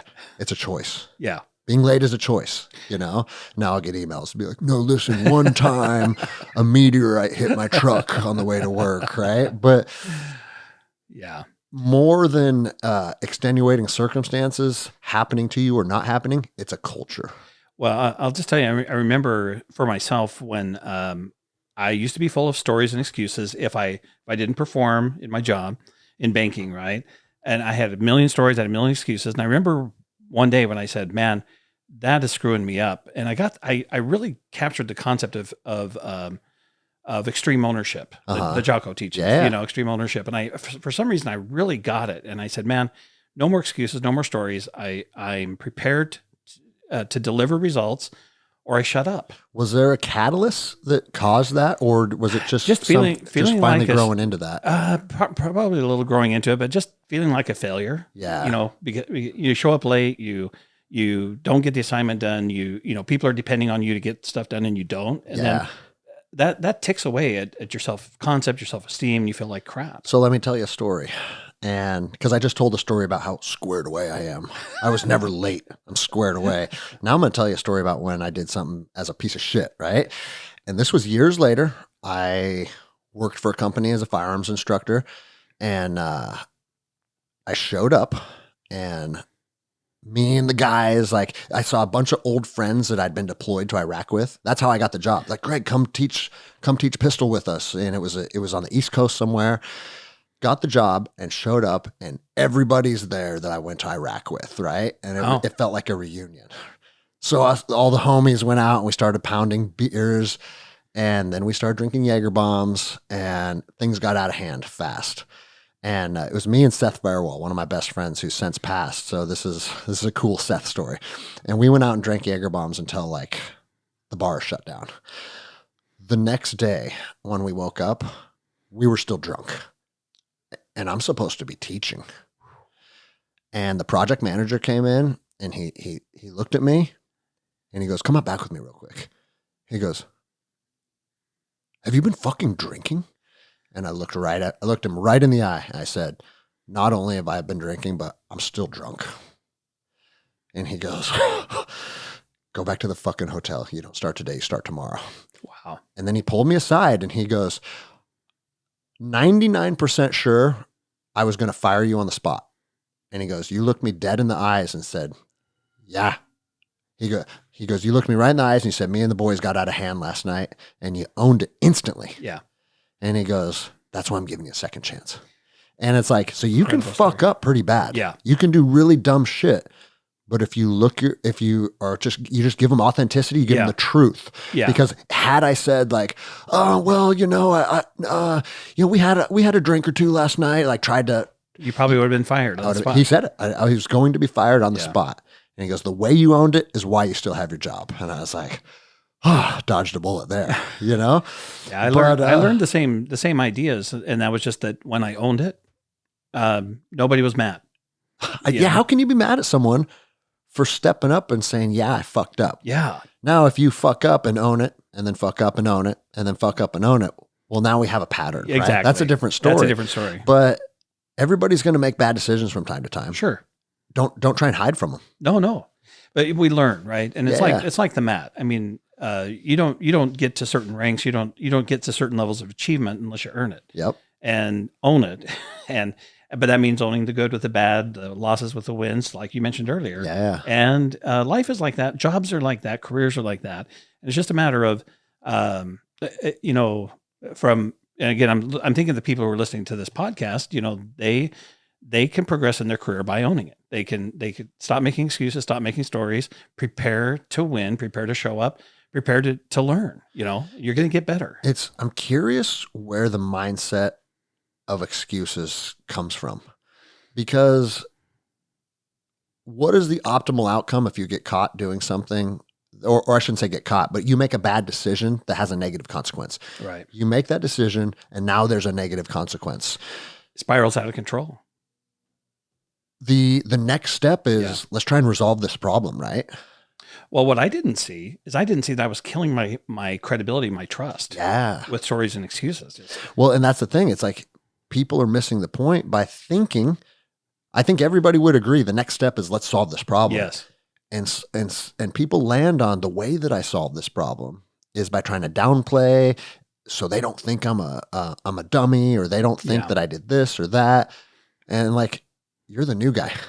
People see right through that. Yes. Yeah. And so, I think you give yourself a break when you own things. I think that, it's important to understand that we're going to learn, we're going to get better, and things will get better. And I'm going to get more control of my circumstances, my time.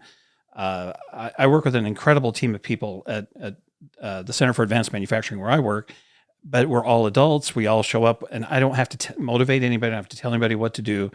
They do it even before I can think to ask them, because I always say this: we're in the people development business. I mean, you are super in the people development business, but business leaders, wherever you go, you're in the people development business, and people need help. People need a hand up. Sometimes they need a kick in the butt. Sometimes, they need an encouraging word. I mean, whatever that is, a smile.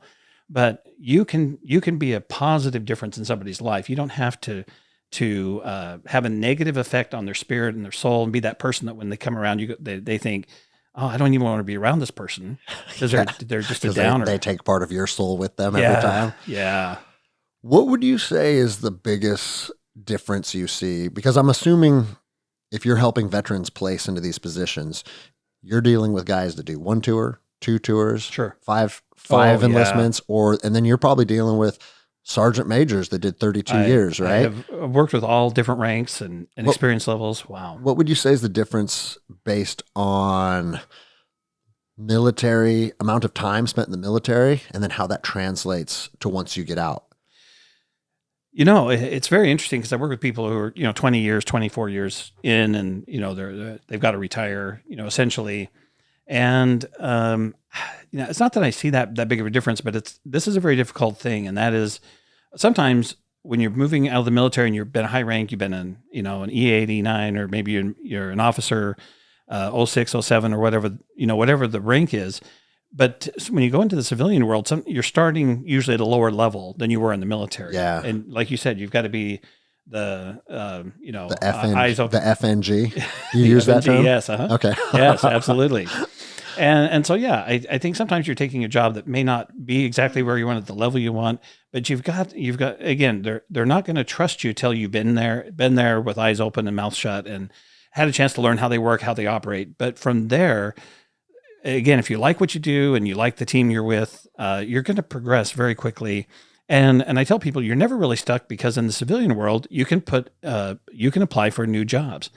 So this is one of the things that we do for people that might be different than other states. But here in Washington State, because we're an association, we're a community of manufacturers. When we have a military person come to us and we work with them on their resume and on their interviewing skills, we'll help every step of the way. Is we recommend them to the employer. So we'll call the employer and say, I have a veteran applying for a job. And do you feel like giving someone vouching for someone? I mean, that's putting your name behind it. We get to know them pretty well in that building the resume phase. Yeah. And we haven't met, I can't say that we've met anybody that we've really had trouble with. Been I don't know about this guy. Right. Okay. But the biggest red flags, like you said, when people don't call you back, they don't show up, or they say they're going to be there and they're not. Yeah. So we've had a couple of those, and at that point we'll say, I really can't recommend you. You need to, you gotta show up, and if you tell me you're going to do something, you got to do it. So so we don't recommend you unless you're dependable. One of the reasons that I asked the question about amount of time and service versus, and now you're placing these people, and kind of the differences that you see is because I feel like in that realm, there's a tipping point too, right? Because you got some gung-ho E5 who did 6 years or whatever. Sure. He's hungry, but he's still new and green enough that maybe he'd be more eager to be placed and then be willing to fall into that newer role. Whereas especially officers, at least in my experience, man, those guys get used to being saluted and you call me sir. And it's and once you get out, no one gives a shit that you had you had a little metal bird on your collar. Yes. Yes. No, it's very, very true. And I think it's maybe more shocking for the officers. They're wait, I'm not Colonel so-and-so still. I know. We've seen a couple of captains, as an example, getting out. Okay. Who were surprised by what it's like not to be a company commander anymore. Yeah. So, but I will say the enlisted people that we work with have been so fantastic. They're generally very humble, good work ethic. And so this sounds like truths just still ring true. Then officers are egotistical and enlisted guys are awesome. You're I didn't say that. I didn't say that. Well, it can be. And I've worked with some humble officers, man, some admirals that have done the most amazing things in their careers, but they were so freaking humble. It was, but those guys are rare, maybe they're a little more rare. And I think to survive as an officer in the military, you got to have a bit of ego and for sure. And you know what? Some of the best officers that I worked for were guys that felt like they were 10 feet tall and bulletproof. And like you said, sometimes that's a good thing. Yeah. Sometimes necessary, but then, you've got to adapt when you get back to civilian world and you're not being saluted and you're not being called sir. And so I'm sure there's a bit of an adjustment. I actually went from E5 to W1 and I was a warrant for a while before I got out, and getting saluted was always weird. I'm like, dude, I went warrant because I basically want to be an NCO that's getting officer pay. All right? There you go. I like that. I don't want to be saluted. Kind of a strategic move. Yeah, it's always a weird thing though when I don't know. And maybe that was just my own shortcoming of feeling dude, I'm not there yet. What am I getting saluted for? Well, I think you see that with enlisted who go officer eventually. There's something, because you understand both sides. And what's funny is it's I look at like my progression as a man, and I was a E5 team leader before I was 22, but I don't think that I would have been competent enough to like run a platoon or a company until like maybe even recently. Yeah. You know, like Yeah. I feel like for a lot of time in my military career, I was kind of faking it till I made it. Yeah. And I mean, dude, I was 21-year-old sergeant. Of course I was faking it till I made it. And I didn't grow into having like the confidence and the leadership until much later in life. Well, but I think that's very real, right? What's interesting for me is I talk to people who are going through different phases of their career or life, and the thing is, I've been through those phases. I've been through that, and I know what that feels like, and so it's very interesting with fake it till you make it. And I tell people, I understand fake it till you make it, but how about faith it till you make it? Yeah, I like that. That's a definitely a better way to articulate. Well, because fake it makes it sound like you're doing something shitty, right? Yeah. And I'm just trying to be the best team leader I can be. But I felt like, so when you get to Ranger Regiment as a private, your team leader takes you under his wing, Yeah, and teaches you what being a ranger is. Selection doesn't teach you. It does now. Selection does teach you stuff now. They've changed it a lot. Okay. But when I went through, selection was just kicking you in the balls as hard as they can to see if they can get you to quit. And if you don't, welcome aboard. Then your team leader teaches you how to be a ranger. Yeah. So my team leader was a guy that to this day, I almost revere him in like godlike status.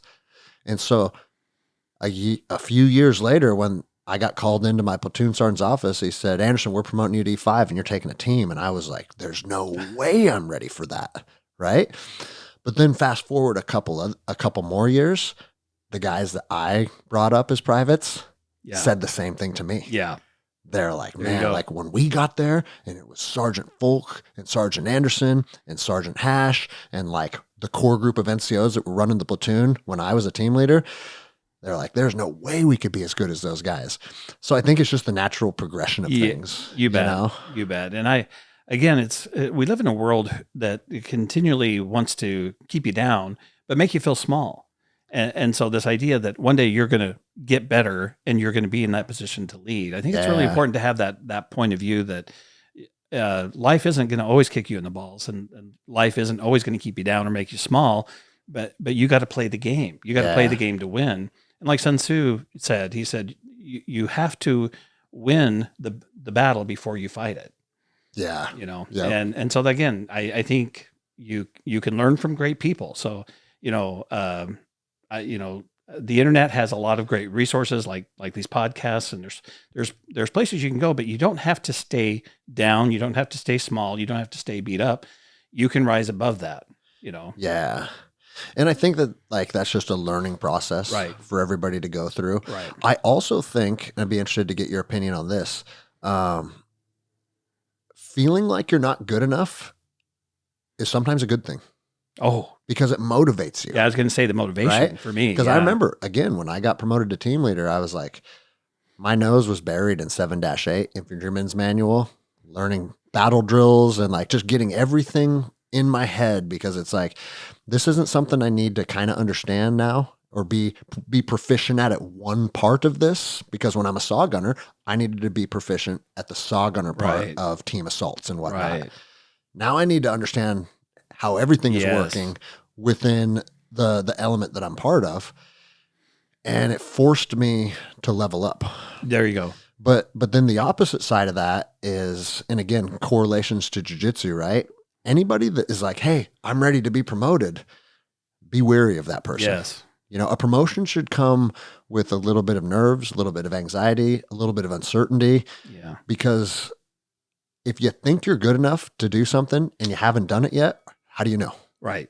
You know? Yeah. Yeah. I agree. And life will promote you. I mean, it's, you pay the price, you learn the lessons, and it comes back to results and becoming results oriented. And I know that when I wasn't delivering good results, I didn't feel good. That was motivating. Yeah. Right. And so when I said, this is what I got to show up and do. And this, I mean, one of these things in your career is making your boss look brilliant. And it's just, when you're working for somebody else, that's how you win. You win by helping your boss be successful. I like that. I've never heard that before articulated like that. But you know what else I would say? If you're the boss, make your people look brilliant too. And they do. Yeah. Go Good both, bosses go both ways. It does. Right? It really goes both ways. Right. Yeah. And it's another Jocko term, but it's like the leadership accepts responsibilities for the failures and allows the team to accept responsibilities for the wins or something along those lines. That's 100% right. Yeah. They call that sometimes the mirror and window principle. And that is when we fail, and he articulated that failure, he took responsibility for failures, but he gives wins to his team. Right. Yeah. Yeah. And it's a great position to work from. And again, you don't have to be in a leadership position to be a leader, right? You can be the lowest man on the totem pole and still be a leader, and it helps you. Yes. No, that's an interesting point, and that's the best teams that I ever worked for were those contracting teams, where it was comprised of a bunch of high-ranking former special operations guys, and I weaseled my way on the team because I was good at shooting and PT, right? And because we're now in the civilian world, but they put us through a 3-week selection. Wow. Hey, you want to be part of this team? And it's shooting and running and driving, and you're being assessed. And they picked up a fair amount of young Rangers because, again, it's that same principle. Eyes are open, mouth is shut, and we're here to work. So when I got on the team, there was I was 23, I think, at the time. And most of the guys were in their mid-30s because they were retired, right? And what I found on that team was it didn't matter what rank you were, how old you were. If you're the most proficient person in a certain task, like, hey, take lead on this. And that was a pretty fascinating concept because the military is very different. It's like leadership is this person and they're up front, they're making the calls. But in the contracting world, it's like, hey, Greg, when you were deployed here with the Ranger Regiment, did you ever go into Solder City or whatever it was, right? And I wasn't deployed there with the Ranger Regiment. I'm just saying like a hypothetical. As an example, yeah. Well, since you've been here before, do you want to take lead on this patrol and draw the op order and do the route planning? And like they'll give it to the most proficient person as opposed to the person that holds the rank. Right. Because if you're on the team, we already trust you. Right. And so I thought that was a pretty interesting thing where in the contracting world, leadership can be very fluid. Right. And it's like leadership should be fluid. If you and I go out on those mats, I am going to take a leadership position and teach jujitsu to you. But if you take me down to your center for developing people to go into manufacturing, I don't know anything about that. Hey, how can I help you? Right. And I think if people will adopt that mindset, they'd be surprised on how much easier things are because now you get to lean on people on their strengths. Yes. As opposed to there are some people that have to, once they're in charge, they always have to be in charge. And to tell you the truth, man, I don't like being in charge. I'll step up and be in charge when it's necessary. But sometimes when there's somebody else there that's more proficient than me at a given task, it's like, it feels like a relief. And that's what I was going to say. When I meet competent people, I feel so relieved because then I don't have to stretch to become the competent person where I'm not. Yeah. No, a perfect example is that I built a firearm range up here in Granite Falls. And me and a couple friends developed a shooting and grappling program. And we only run it a couple times a year, right? But my buddy, Greg Lappin, is so good at teaching firearm fundamentals. He's the best I've ever seen. He can look at you and tweak your stance, tweak your grip, any type of errors that you're inputting into the gun, he can visually assess it. He's so good at it that when I'm on the range with him, I say, I just want to be a safety officer. Like, you are the guy. And if I start walking up and down the line, hey, you know what? You should probably do this or think about doing that. They're not getting as good of feedback as they could get from him. Yeah. And I said, bro, I know this sounds like we started this together. Now you're doing all the work, but he's good at it. They deserve you because you're that much better than me. And it works perfectly. I help him out as a safety officer. I can tweak things here and there, and I'm very proficient. But when he's there, he's in charge, and it makes sense. But you bring up a really good point. And that is, you don't have to be good at everything. Yeah, right? Play to your strengths, and that's something that I always talk about. Is, I don't know, God gave us gifts, God gave us certain talents and abilities, and you should develop those. And a lot of people, they'll talk about strengthening their weaknesses. And I'd say, yeah, strengthen your weaknesses that are really creating friction. But for the most part, work on your strengths. Yeah. Well, the famous Bruce Lee quote, right? Yeah. It's like, don't fear the man that knows 10,000 kicks. Fear the man that has practiced one kick 10,000 times. Right. That's exactly the same point there, right? Right. Yeah. Yeah. And, one of the things that I think about is getting really good at one thing. It sounds like to me you have multiple talents, and you've had to develop very multiple talents. But I had somebody give me a compliment at a certain point of my career, and I said the secret is I got good at one thing. I said I suck at everything else. I can't. Yeah. I'm terrible at building, working on my house or fixing my car. I used to have to do that all the time. No, I'm the same way. Like I excel in, like I'm very good at teaching jiu-jitsu, but it's because I put my hands on things. And if I can put my hands on things and grasp the concept and I become proficient at it, I'm usually pretty good at now relaying that to other people. So like shooting and fighting, those are those just fall into my wheelhouse because it's like a tactile thing, right? Yeah. And when I was a deputy with the Marshal Service, it's like I was on their SRT team. I was doing the high risk warrants. I got to be on that team. And it's because it's things, you put a gun in my hand and I'm clearing a room, or I'm shooting, or like it's things that felt familiar and comfortable to me. But dude, the report writing and the computer systems and filing all the paperwork, I'm telling you, killer. To this day, I cannot be proficient at wearing 6 different hats. Yeah. And it used to really frustrate me because it's like, hey, you go take this house down on a high risk warrant, you arrest this guy. And then once you take him back to the station, it's literally hours, fingerprinting and photographs, DNA tests that you have to swab their mouth, and then you have to input them into the jail. You have to book their property. And before you know it, there's like 100 things that you have to do off of this one arrest. And I always struggled. Now, if I started to do these things routinely, I could do them in a proficient manner. But what I found is if I ever stepped away from that, like, fuck, dude, I haven't done a DNA test on someone in like 6 weeks. What do we write in this box here? But here's the thing. Some of the female deputies were like wizards at that stuff. Yeah. And they're, again, natural talents, natural strengths, whatever they are. Yeah. We had one girl, and her name was Gloria, that like, it's like she had a photographic memory for all of the in-processing stuff. Wow. So it's like, hey, what do we need? What window do I need to open up? And what code goes here? And she always knew everything, right? So, but I also don't want to go through a door with her. Right. So you find your people's strengths and weaknesses and then apply it accordingly. Well, and this took me a long time to figure out, is this idea of building a team. And it sounds like this is something you have in your wheelhouse, but I didn't realize that the world was made up of teams. Yeah. And businesses are made up of teams. And so it's really great when you find a business team that you really like, and you're doing good things, you're growing, you're learning, and you're passing on that knowledge. But that's where leadership, management skills come into play. And, I'm sure here for your business, you've got a team of people who, help you get things done. And it's to the point now where, like, this was I was going to say a one-man show, but it's always been me and Jenny, my wife. Like, without her, this place doesn't run. Yeah. And that's the truth. Like, I'm good at jiu-jitsu. I'm good at teaching jiu-jitsu.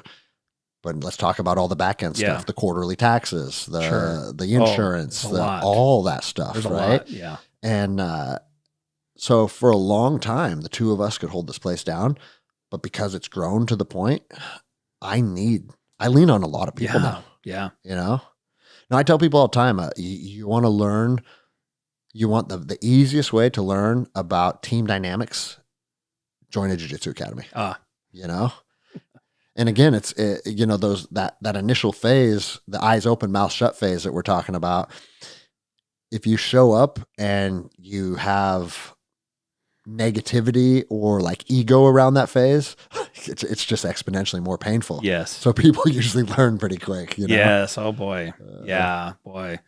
Well, I have to tell you that, our program, if you're in Washington State, we would love to help any veterans, and we look for opportunities to help people out. And so, I'd love to share a way to get a hold of us. My name is Kirk Davis, and our website is CAMPS. It's an acronym, Center for Advanced Manufacturing Puget Sound, camps-us.com. It's a way to get a hold of us.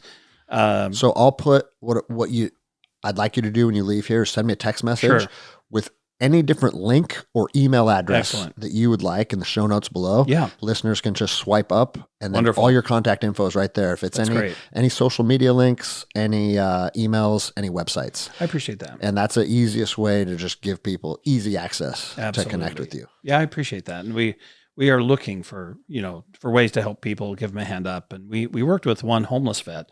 And something really great about our manufacturers, we have some manufacturers who are specifically, part of their mission is helping people who are struggling with mental, emotional challenges or homeless challenges. And they work with government agencies to help them find the job that meets their capabilities, but they can work with any kind of job weaknesses that they might have. And so we've got some employers with great hearts. And so, yeah, if there's veterans out there who struggle with, with mental, emotional situations, we've got manufacturers who work with that. That's cool. Yeah. No, that's super cool. Cause that's, I tell people often, I think the real pandemic is, veteran suicide. Oh, it's cause I've lost a lot of teammates to suicide. And, one thing that I say very often is I don't think that it is as related to PTS as people think. I shouldn't say that. PTS is kind of this umbrella, right? Everything falls under it.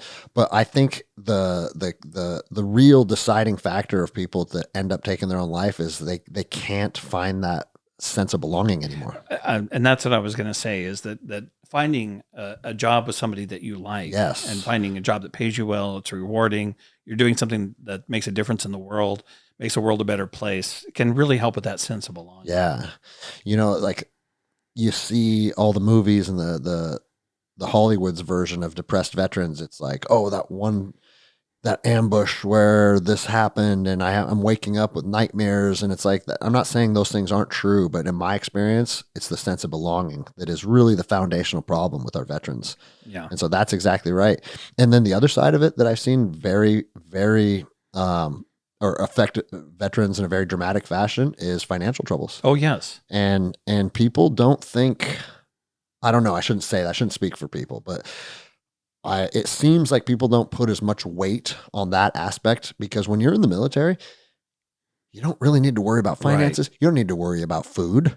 Right. You don't need to worry about housing. Right. Like a lot of the necessity, on one hand, you're learning to be very independent and you're learning about yourself and you're learning about discipline. You're learning about teamwork. On the other hand, your life is pretty simple. Yeah. It's difficult and it can be hard. Yes. But it's also simple to a certain extent. You bet.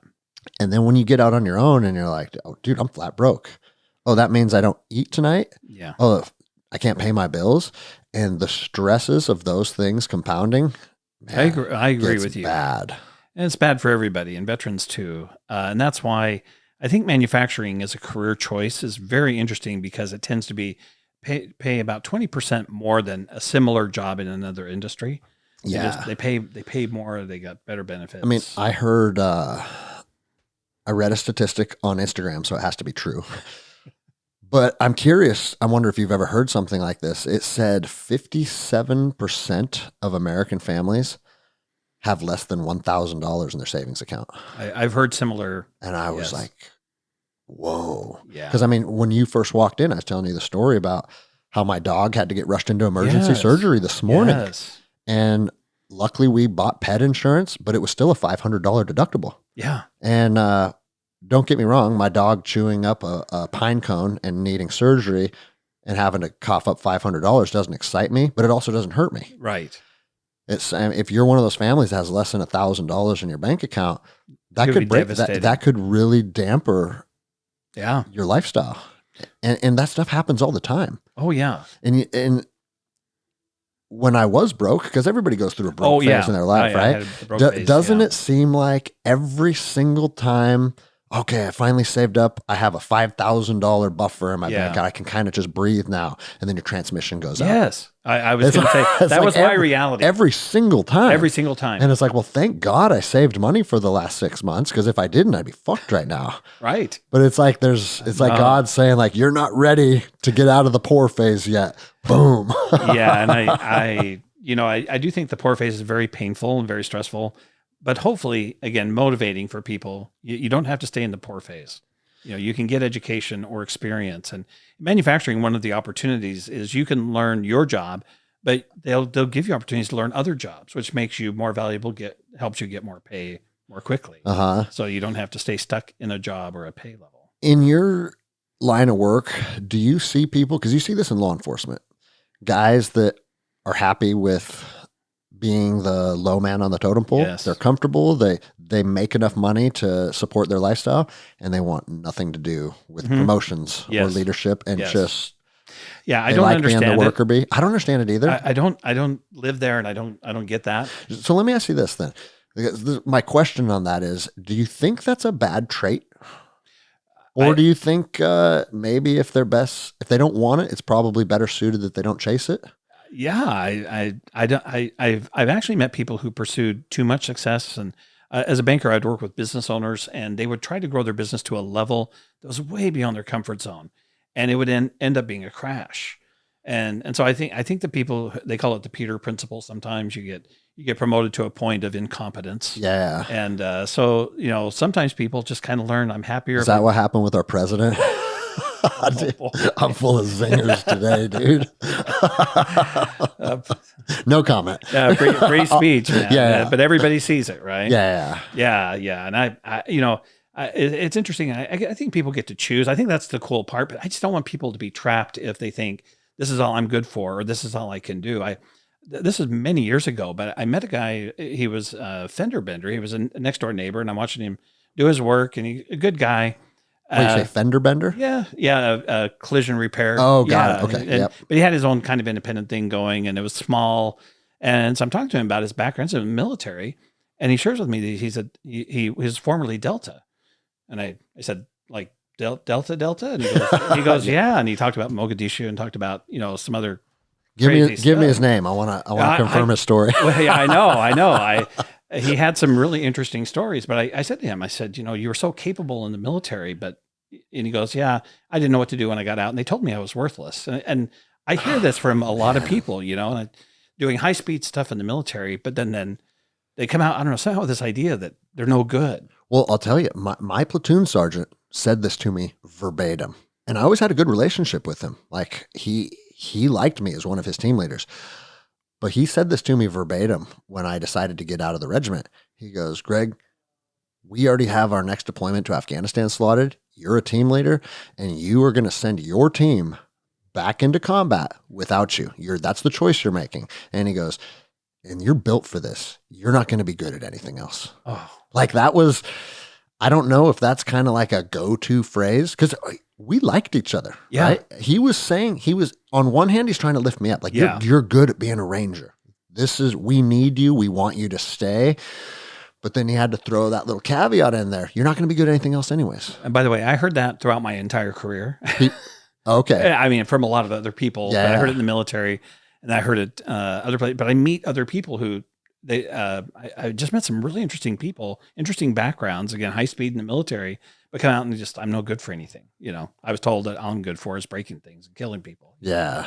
I'm like, I go, man, with your skills, you could be so much more. And that's kind of my personal mission, is just to help people see what they could be, and reach for better than what they've got. Yeah. It's all in this internet world of knowledge. And I just tell people, man, anything you want to learn, anything you want to know, people you want to connect with, books you want to read, or videos you want to watch, or books you want to listen to. I mean, so much knowledge. Something that I think about is it's like formal educations are starting to feel less and less impressive, because if you're motivated to learn now, you can learn anything you want to. Yes. Like, do you remember Colton Harris Moore? Remember that kid's story? I don't. He was the local kid that stole planes like every weekend. And then I think he flew to Jamaica. Oh my goodness. And he learned how to fly on Microsoft Flight Simulator and then went and started stealing planes and flying them around. And I was like, dude, and he was 16. Oh my God. I was like, if a 16-year-old kid can learn to fly airplanes on his computer, you can learn to do almost anything. Yeah. And yet I really appreciate the mentors in my life. There are some, like in certain professions, like the banking profession or maybe the manufacturing professions, sometimes you need a mentor. And I can tell that you've been the result of some really good mentors in your life. Thank you. And I appreciate the handful of fantastic mentors I've had in my life. Man, it's everything. Yeah. And some of my favorite mentor of all time was a unit guy, was a Delta guy. I've been trying to get him to come on the show, but he doesn't do any of that. Wow. He has no social media. He doesn't do any podcasts. He's like, no, that stuff's not for me, That's interesting. So I was actually just thinking, and it's interesting because it ties into what we're talking about today. I said, man, you have a story to tell. And like when we were kids, we'd read books about guys like you. In today's world, the next generation consumes stories about guys like you through this. Yes. So I'm going to try and guilt him into it. Oh, that'd be awesome. But yeah, he's the best leader I've ever worked for. Wow. And it's to this day, earlier in the show, I said I would never work for another man. He's the exception. If he texts me right now and said, hey, I know you got your jiu-jitsu thing going on, but I need your help with this, I'd be like, all right, let's go. Wow. Yeah, that's a leader. A good mentor can really not only change the trajectory of your life, but can change the trajectory of your self-worth. Yes. And that's what I noticed with that guy. And he made it was hard to get to know him. It wasn't like, oh, hey, Rancher's my buddy. No, Rancher's my boss. I'm not his buddy. But through a long, arduous process of showing up, doing the right thing, like you said it, trust. Once he felt like, hey, I can trust this guy, that a relationship started to form where I really, really looked up to him, but I was comfortable being around him now. So I could pick his brain. I could ask him questions. Yeah. And like, I'd go like in between deployments, go to his house. And a funny story is he goes, hey, I want to hit a run in the morning. You going with me? And it's like, well, of course I'm going with you. You know what I mean? Like my rancher's asking me to go on a run with him. So I went on a run with him, and he had placed very high in Best Ranger, and his partner. And do you know how Best Ranger works? Yeah. You both have to succeed each event, and his partner is the one that fizzled out, like at the very end. So he's a Best Ranger level athlete, and I know that about him. So I was like, okay, I have to run as hard as I can the whole time, so he doesn't think I'm weak. And that's exactly what I did. And we got back to his house, and he goes, man, I don't know what the fuck you got into this morning, but that's one of the fastest runs I've been on in a long time. And I was like, so relieved. I was so relieved that he didn't think I was weak. That's they're lifting you up. The position that I held for him, Gosh. And we maintained, I wouldn't call it a friendship. We maintained a mentor-mentee relationship until probably 4 years ago. And I was at his house a couple years ago, and I told him, I said, man, this is the first time I feel like you're one of my best friends now. I feel like I'm never going to say I'm an equal to you, because I just think you hold a level of knowledge and wisdom that I'll probably never attain. But I don't feel like I'm looking up to you as this unobtainable goal. I feel like we have become friends now. And it was super powerful. That's very powerful. Yeah. In fact, I was working with an admiral who had done some things in the Navy that very few people get to do in the world. For just very incredible guy. But he commanded a nuclear aircraft carrier. Crazy opportunities and stories. And wonderful guy. One of the most. He just made you feel comfortable, no matter where you're at. And he mentioned that in his leadership that he knew that the E3, E4 he was talking to was going to go home to his family that night. He said, I never did anything to belittle anybody. He said, because they had to go home and be a hero to their kids. Whoa. This is an E3, E4, E5, and he said, he said, treating people with respect and dignity, he goes, does more because if they feel like garbage at work, how do they act at home? Yes. You know? And I just think that we can really, he impacted me by saying that. He needs to go. He impacted me by saying that because I felt that when you said that, because you need to go home and be the hero for your family. Like there's emotion behind that phrase. Yes. You know? And I think one thing that the military missed the mark on, and I've been out for a long time now, so I don't know what the current culture is, but that break you down, talk to you like you're a piece of shit, get down, give me 25. Like, I think there's a time and a place for that. I think your initial entry into the military, getting broken down, teaches you about being hard. It teaches you about discomfort. It teaches you about wanting to quit. I think all that stuff's necessary. But once you work your way through all that and you work your way through your MOS school, and now you're serving in a unit as an operational capacity, I think respect needs to go up and down the chain of command for everybody. Yeah. Now, if an E3 gets out of line, I'm not saying don't jump in his ass, right? But walking around and making the people around you like nervous or making them fear you, it's such a backwards way of thinking. And you know what I think it is? I honestly think that way of leadership was probably a derivative of the draft. Oh, yeah. Because think about having a whole platoon of people that didn't want to be there. Oh, I didn't raise my right hand to be here. You forced me to be here under threat of jail. Yes. That's going to be a hard person to work with. Yes. Right? But today's military, even in the height of the war on terror, everybody there raised their hand knowing I'm going to combat, knowing, man, guys are getting blown up by IEDs all the time. And they still said, I want to be part of this. Yeah. That alone deserves respect. I agree. Yeah. And I love that idea of I mean, why make somebody feel like garbage, and then they got to take that home and somehow deal with that, and the difference between being somebody who builds somebody up and somebody who is toxic, Yeah. I don't see any room for being toxic. Man, it's, I'd be interested. So anyone that's currently active duty, and I guess every unit is going to have a different flavor. It depends on what your MOS is, what you're part of. But I'd be curious to get feedback from you guys on current military culture. Oh yeah. I hear a lot about the current Navy culture because of my jiu-jitsu team, and people aren't very happy with it.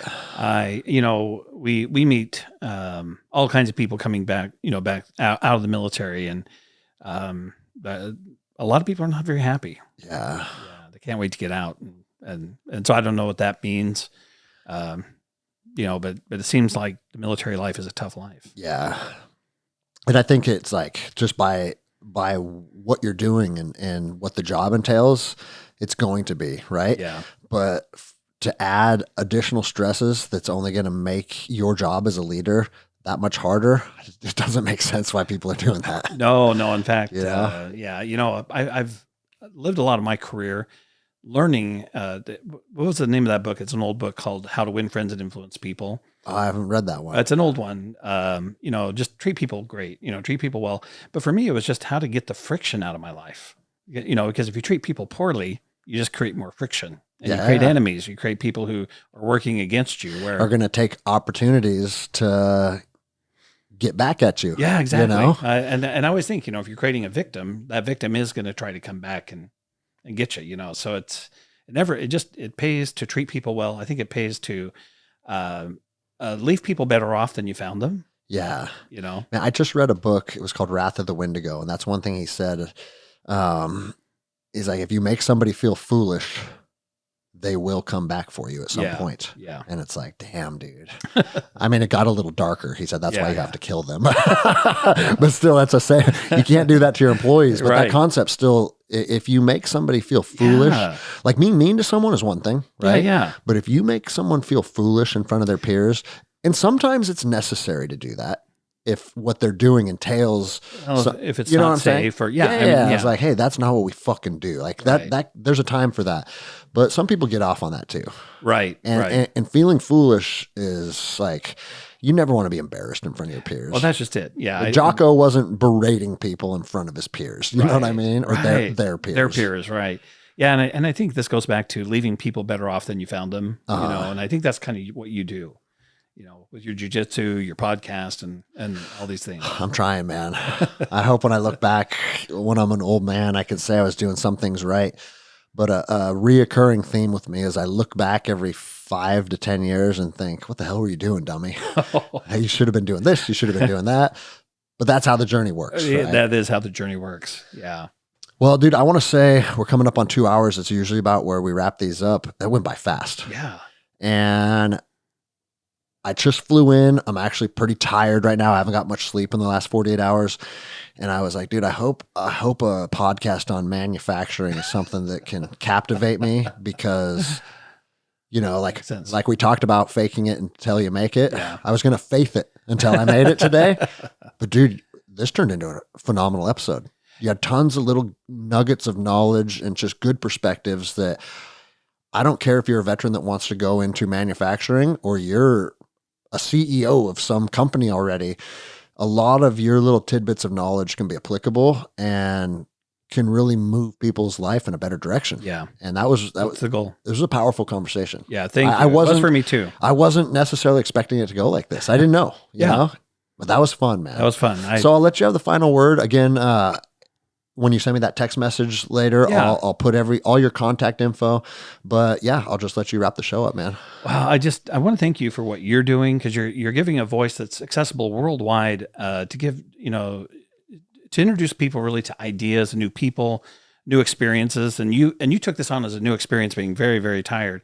But I just want to say, man, there's help out there. There's organizations like ours and other organizations. There's people out there like you that are, you know, Greg is just, and this is my first time meeting you, you know, just incredible. I think what you're giving people. And so thank you for this opportunity. I appreciate hearing it. All right. Well, thank you. And, based on how well we vibed and how fun this was, I have no problem with doing another one of these sometime in the future. All right. Appreciate it. Thank you, Kirk.